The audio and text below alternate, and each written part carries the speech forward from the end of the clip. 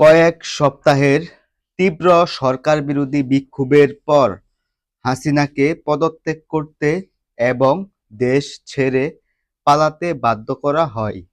Hasina was forced to resign and flee the country after weeks of deadly anti-government protests. হাজার হাজার মানুষ রাজধানী ঢাকায় সরকারি অফিস ও বাসভবন ঘেরাও করলে হাসিনা তার বোনকে নিয়ে সেনাবাহিনীর হেলিকপ্টারে করে ভারতে পালিয়ে যায়। As tens of thousands of people surrounded government offices and residences in the capital Dhaka, Hasina fled in an army helicopter with her sister to India. হাসিনার পদত্যাগের পর বাংলাদেশ দ্বিতীয়বারের জন্য স্বাধীন হয়েছে। After Hasina's